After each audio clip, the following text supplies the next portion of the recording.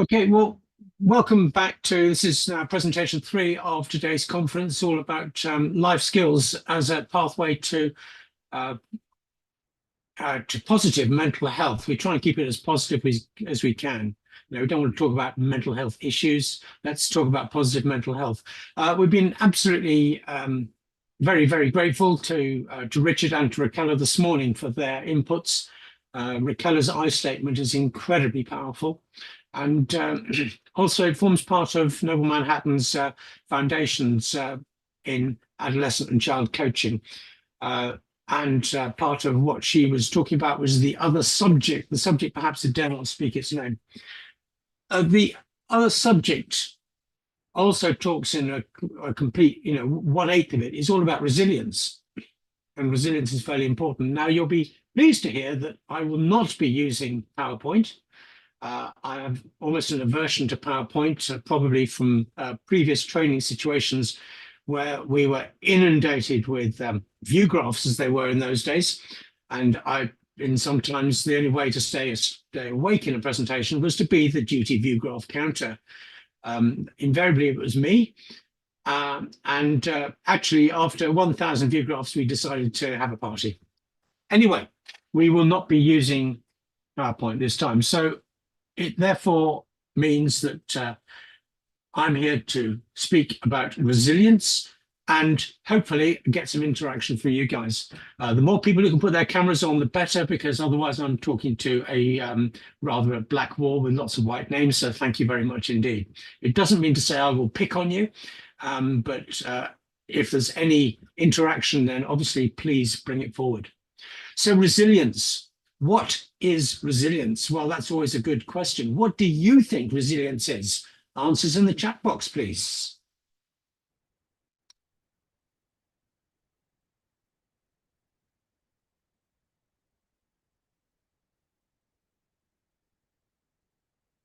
The ability to cope in a challenging situation. Excellent.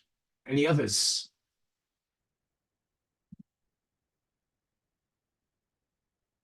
Manage external factors, staying power. These are all great ones. Bouncing back, capacity to cope with the travails of life. Excellent, excellent. Keeping going through all sorts of obstacles. Well, perhaps you're going to be very bored for the next 45 minutes while we talk about resilience, but absolutely stay strong in a high spirit. Perhaps, yes, very much so.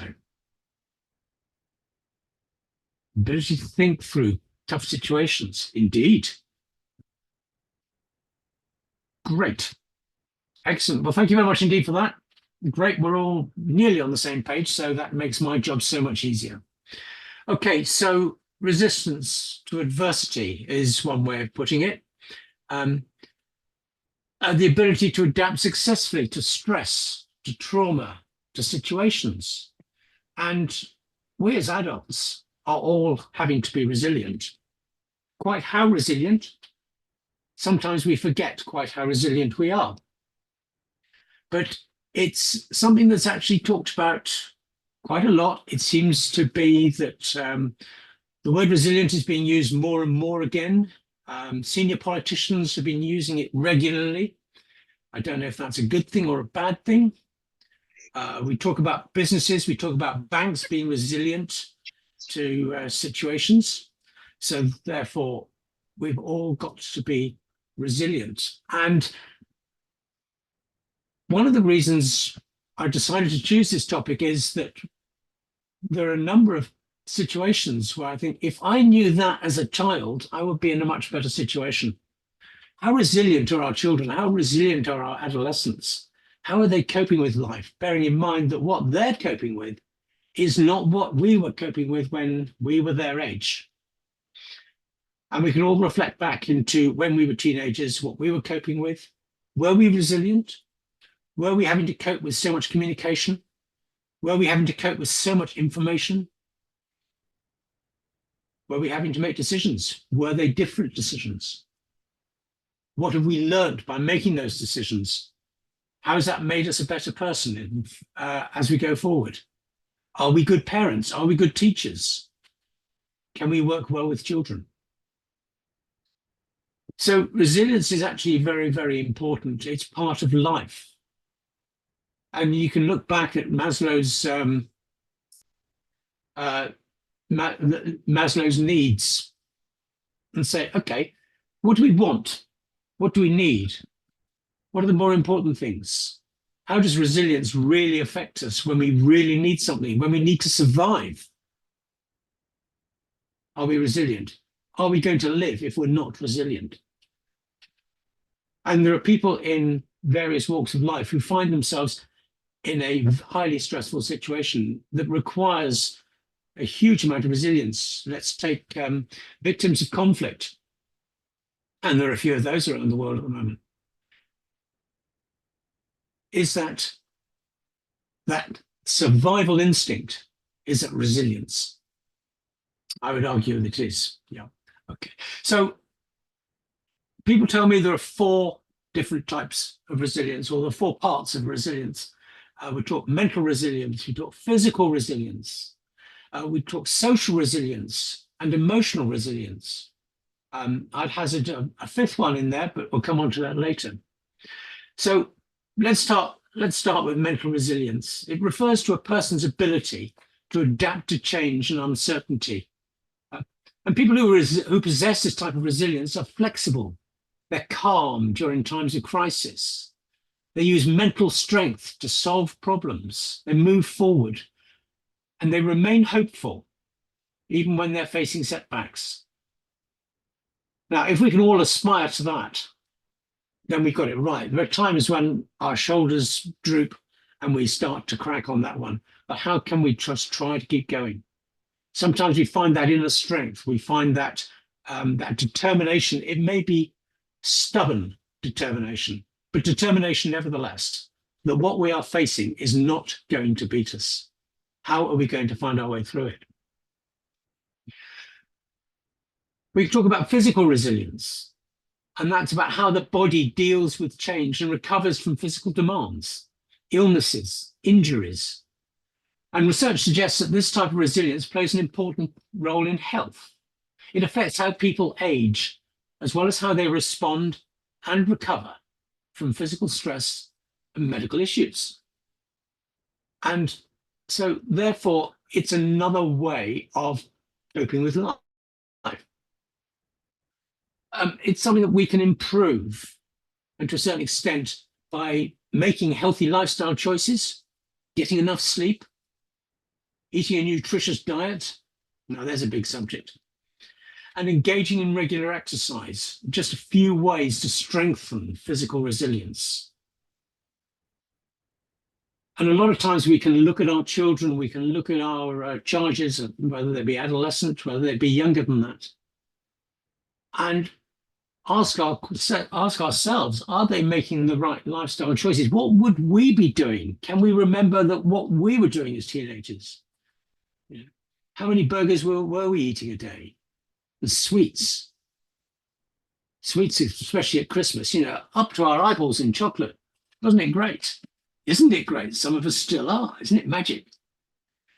And it's about reflecting back. What have we learned? What can we pass on to our children? Because while we're living in different times, the core life skills are relatively unchanged. Okay, so emotional resilience. It involves being able to regulate emotions during times of stress. And resilient people are aware of their emotional reactions. And they tend to be in touch with their inner life. And because of this, they're also able to calm their mind and manage their emotions when they're dealing with negative experiences. No, there isn't a PowerPoint presentation for this one. I've deliberately kept it away from that. Sorry, Kyriakos. But you will be able to listen to the recording. And so emotional resilience, it helps people to maintain a sort of a sense of optimism when times are tough. And because they are emotionally resilient, they understand that adversity and difficult emotions, they won't last forever. And sometimes it's one of those challenges, isn't it? We look at a situation, we're deep in a situation, how are we going to see the end of it? Where is the light at the end of the tunnel? And sometimes we've actually got to almost imagine a light at the end of the tunnel and just hope that it's going to grow larger and larger. And the fact that we have actually gone through situations like that and come out the other side basically allows us to think back and say, yeah, okay, it was dark, but now I'm through that. Where's the next challenge? I don't want another challenge. I've had enough challenges for the day. Thank you very much indeed. But we get through. So what about social resilience? Now, social resilience, it could be called community resilience. It involves the ability of groups to recover from difficult situations. Again, we see that in many, many places around the world. It doesn't have to be war conflict. It could be natural conflict. It could be earthquakes. It could be mudslides. It could be monsoons. All of these things. It could be just a catastrophic event. And yet we see people rally together. And there's that type of resilience. Various programs on the television about people coming together to help build houses. My children love that program. And so did I to a certain extent. But it's about people in the social world coming together, and they feed off each other. They move through difficult times together. And that's sort of social resilience. But it's also underpinned by emotional resilience. So you get these people there, all of one thought, and actually it can infuse others. It can bring in others who perhaps aren't quite so resilient, who can sort of join in and feel the resilience of others and grow and develop through that way.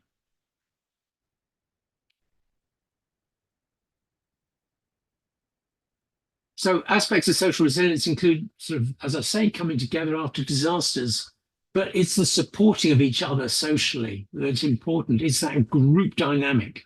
It's that village mentality, perhaps. It's that it could be just being part of a group. So talking about spiritual resilience. Now, to me, faith is hugely important when talking about resilience. There are times, I think, in life, it doesn't necessarily have to be religious spiritual resilience. It could just be just spiritual resilience, that ability to be determined that something is going to happen, perhaps, or we have done something to in our past that we have harnessed ourselves to a certain situation, and that can give us that strength, that resilience to weather the storm, as it were. So resilient people have a number of characteristics. I'm talking, about resilient people in general. So we're talking about adults here. So we know what we can do, and then we can sort of pass that on to adolescents and children. So many of us have that survivor mentality. We are all here. We are all still alive. We survive. And when times get tough, that sort of resilience kicks in. It's inbuilt. After all, it's the survival of the human race, that inbuilt survivability. We need to be able to overcome our fears. And when things get difficult, we perhaps know that we're going to make it through. Now, perhaps children don't so much. They haven't had that in life. But yet we've had that more experience, and so therefore we can take it through. Resilient people, they can emotionally regulate. They can manage their emotions when faced with sort of stressful situations. We use the word stress a lot, whether rightly or wrongly, whether it's stress, whether it's anxiety, you can call it what you will, but it's that situation whereby we have to cope in a situation. And our bodies will help us cope in that situation. They're designed to help us cope. So stress is actually a very positive thing. Too much stress, perhaps, very negative, but normal stress is very positive. And medically, we have chemicals which get released, which help us. They sort of slow our heart rate down. They focus us. They prepare us to fight or flight. And all of these are all part of that sort of survivability. Uh, Resilient people feel more in control, and they tend to have that is strong internal locus, and they feel that whatever they do, it plays part in determining the outcome of events.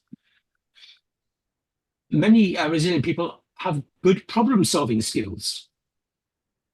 When problems arise, they look at the situation rationally and try to come up with solutions that will make the difference. Self-compassion is another aspect. They look after themselves. They understand their strengths. They understand their weaknesses. They treat themselves with kindness, especially when things are hard. Isn't it so easy when things are really, really difficult to sort of to beat oneself over and sort of almost sort of self-flagellation. You say, oh, it's horrible, it's terrible. But actually, there are times when you've actually got to say, yeah, we're going to get through this, and speak to oneself and to try and push through. Resilient people also recognize the importance of support, and we've talked about sort of social resilience, but they also know when to ask for help and perhaps who to ask for help. They times when actually you need that extra support, even if it's only somebody to say, yeah, we're with you, you carry on, we're here, or even if it's a case of saying, come and help me. And having a solid network of support is hugely beneficial. And that is for any of us, whether we're adults, whether we're children. Having that network of support is very, very useful. But what causes resilience? Some people are naturally resilient. Although you can look back and you find that while there may be genetic involvement here, a lot of it is learned.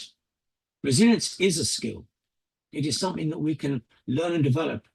And given the right approach, we can learn and develop quickly. And if we acknowledge resilience, then perhaps we can use it at other times. Being a good communicator always helps.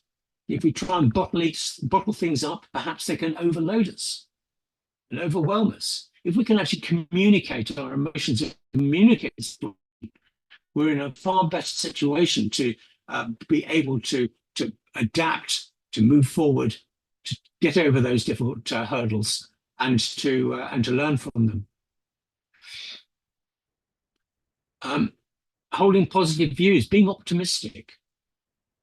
Actually, that helps a huge amount. If you're optimistic that something's going to happen, you tend to be a bit more rational about the way you think about things.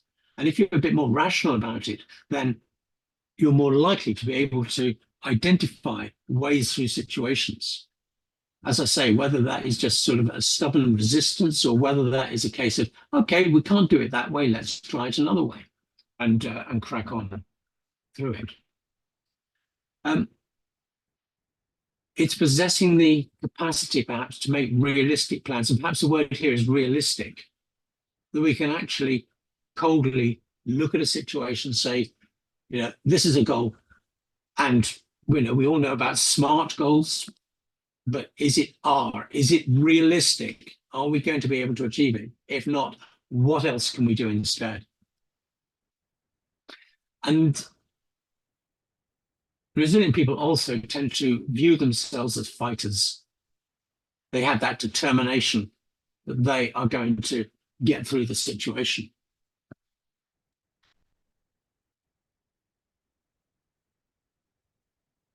While I move my notes, apologies.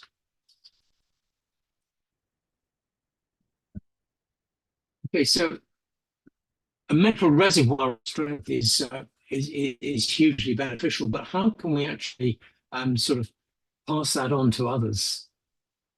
How can we counter it? And perhaps there's two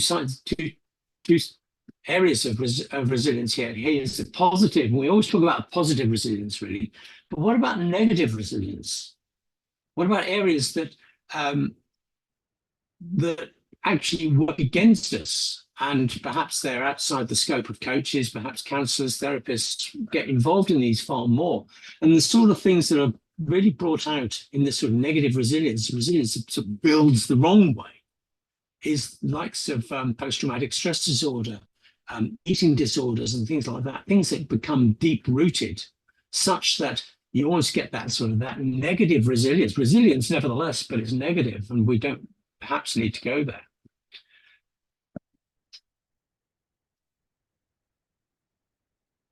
So when are we at our most resilient?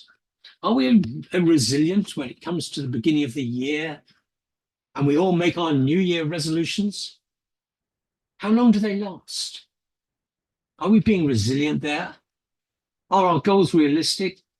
You know, why is it that so many New Year's resolutions don't make it till February? And I can think of two people in my family, I think of three people in my family who all made New Year's resolutions. And one of those is me. I was going to do 20 press-ups a day. I haven't done them yet. I've done them on some days, but haven't done them on others. Perhaps it's a habit that I've got to keep on evolving. I think of my two teenagers and their rooms, and they were going to be keeping their room clean every day. Oh, yeah. Did I think that was going to last? I didn't, but I encouraged them. And unfortunately, I think we're going to have a reset. But why do these resolutions fail? You know, have we got the resilience to keep them going? Is the carrot we've put there, is the reward strong enough to help us with resilience? Or is the stick too strong and the threat too big that we crumble? Have we got the attention span to keep that resilience going? Are there alternatives? We set out on one path and then something overtakes us, and so it disappears. So, you know, again, perhaps our goals were not realistic if that's going to happen.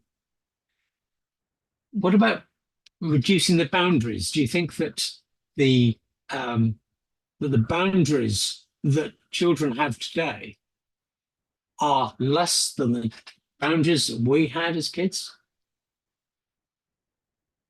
How can we keep them strong? Or is it that they're now in a situation of what they can get away with? I mean, Richard, in his talk, spoke about the support, the one-to-one support was perhaps too much.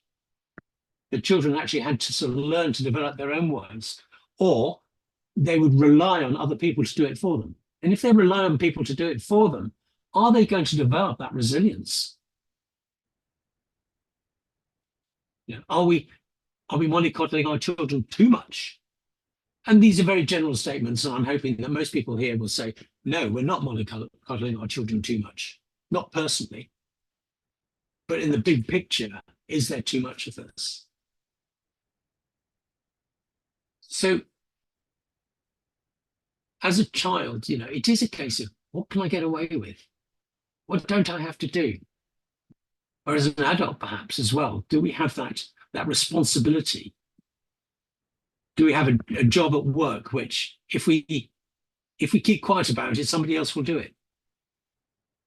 We know we should be doing it, but we're hoping that somebody else is going to do it, and then we can sort of just shrug it off. Or should we be actually getting onto it? Should we stand up to the plate and be determined to do it? Now I'm going to tell a story about myself. I don't want sympathy or anything else like that. But it was about learning about resilience and how resilient I was. And I found that in one of my previous jobs, I was in the Royal Navy. Things were going badly. For me, I was not coping very well. I was determined, yet I was in that vicious cycle. The stress cycle was leading to sleepless nights. The sleepless nights were leading to more stress, and so on and so forth. And I didn't know how much I could take. I still think, gritted teeth, kept in there, kept in there, kept in there, until my boss basically hauled me out of that situation and said, yeah, it's time you came out of it. And I was so disappointed. I'd let everybody down and things like that. But I realized 48 hours later that I was actually still alive. And that was actually quite important, and realized that my boss had done exactly the right thing, not just for me, but perhaps for the whole team. And I look back on that as to how much stress I could take, because I realized then quite how much stress I could take to that point. And so I thought, what next? Well, what next? My wife was very ill. And the stress of running the family and trying to help her, I just realized that, I still had more to go. I was not, I wasn't dying or anything personally. I wasn't dying or anything else like that. But I found myself becoming more and more resilient. I was looking for ways of coping. I was looking for ways of sorting the situation out and things like that. And again, I realized that actually we can be hugely resilient if we just know about it. And I think to a lot of kids are hugely resilient. They may have had difficult upbringings. They may have had to be young carers, things like that. It makes them incredibly resilient, but then they don't realize quite how resilient they can be, and therefore that they can translate that resilience into other situations. So perhaps there's lots of kids out there who are actually much more resilient than they think they are. And if we can help to promote that resilience for our children, then they can go forward with that information that actually they can cope. And perhaps that's one of the best ways of going forward, is to actually let them do it. But going back to Richard's point about sort of the one-to-one aspect, the doing too much for our children, perhaps there's a way there that we've actually got to force ourselves perhaps to stand back and within boundaries let them cope, so that they can learn and develop, but we can be that safety net. We've almost got to put our hands behind our backs and let them go for it, ready to catch them should they fall. Pick them up, dust them down, start again. But to develop that resistance, that resilience, because resilience has got to be one of the key factors of what they're going to be doing in their lives through adulthood. It's one of those key factors for coping with mental health issues, with promoting that positive mental health. And the more we can actually teach, train, coerce, encourage resilience into our children at an early stage, the better prepared they're going to be for life. Not life as we knew it at that age, but life as they're having to cope with it. Life of sort of instantaneous communication, life of instantaneous information. And with so much information flying around, they have not got the time to think about what that information actually means. Is it now a case that with information, the person who gets their story in first is the winner, whether that story is correct or not? That's what they've got to cope with. I think we had more time. We had more time to think about that. They don't. This is one of the things that they've got to cope with.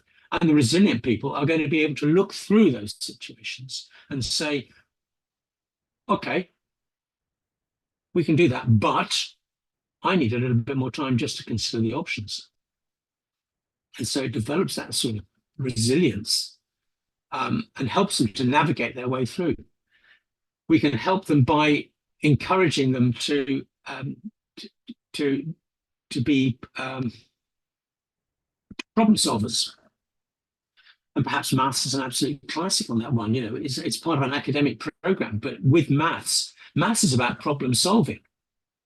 And if we can encourage them actually that by using the technique of solving problems in maths, you can use the technique of solving problems, not necessarily the same ones, in other things. We can look at a big problem and cut it down into little chunks, follow rules. And if they can get the confidence that that's what they can do, they can problem solve. If they can problem solve, they can be more resilient. If they can be more resilient, they are more ready to accept mental challenges, things that happen in life, stress, exams, and all of those things, friend breakups. If they've got that resilience, because they can solve problems, because they become a little bit more rational, then they can move forward. But not everybody can do that. We know that. So some people need more help than others. So how can we sort of encourage that? Well, taking care of oneself is an absolute classic. Finding out what they want in life, dealing with disappointment. Do we often think of the disappointment that our children have and actually say to them, well, okay, we'll make it up for you in another way. So we encourage them out of it.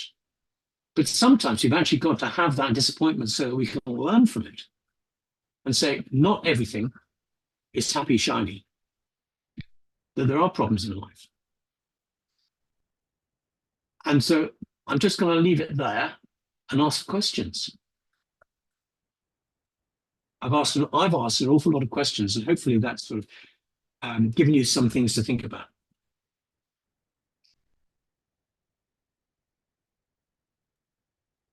Could I ask a question, Ian? It's Annie London here. Yes. Hello. Hi. Thank you so much. Really helpful.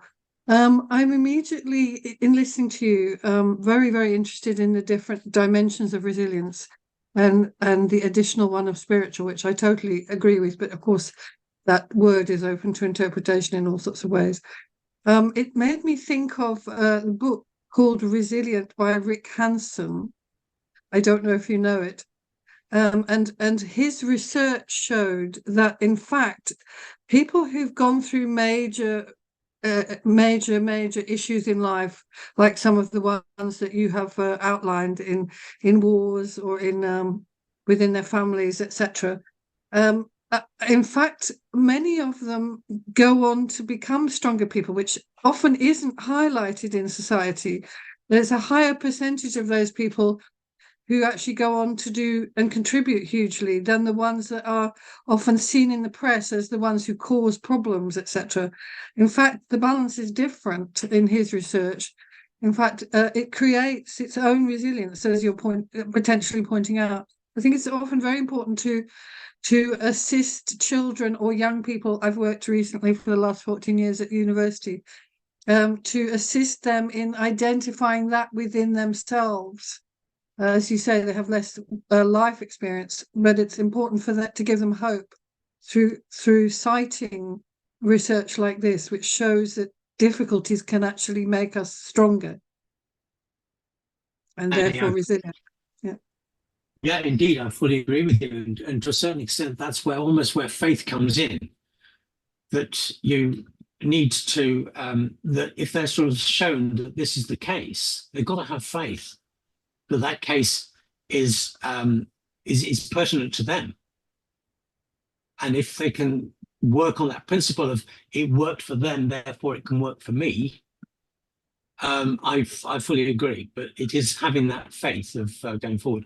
And as I said, when I talk about you can also help, not necessarily faith, but it's experiential research, which is showing, in fact, that this is evidential.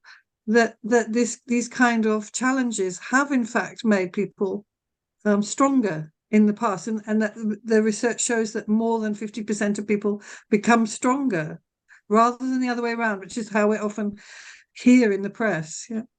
Oh, absolutely, yes. It's acknowledging that that is experiential fact. I mean, we can all identify heroes in our time who've had difficult upbringings for whatever reason. My go-to for this one is Richard Branson. Look where he is now. Yet he had a hugely difficult time at school because he was dyslexic. And he broke away from school at a very early age, but he was, was resilient, and look where he is. And there are many, many others like that.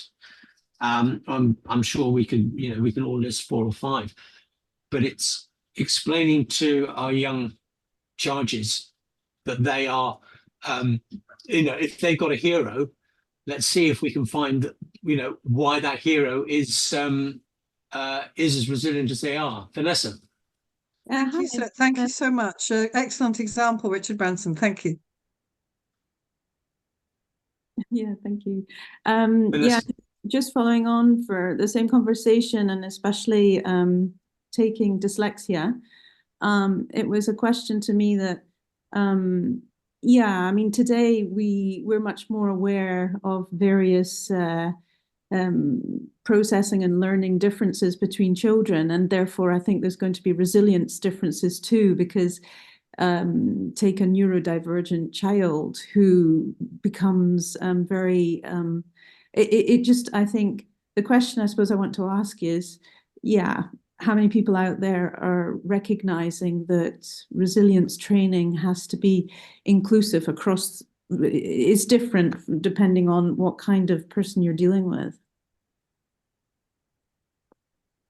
Absolutely. It is, it's just that, and each and every one of us is unique.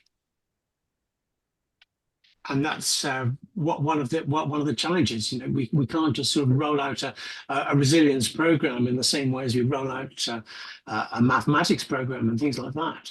We've all got values, we've all got different genetics, we've all got different backgrounds, and some of us are therefore more resilient to others. Louise, I see that you've brought up the idea of a whole school approach to teaching resilience to children. Well, actually, we do.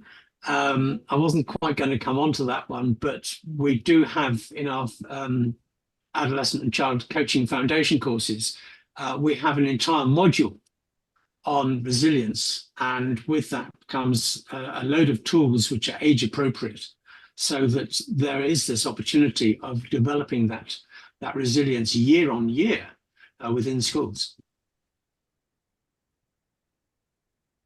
The thing is, I've got to try and enthuse schools to take it up. I think resilience as well, Ian, is brought about by different environments and doing different activities, because you can't academically teach resilience, let's face it.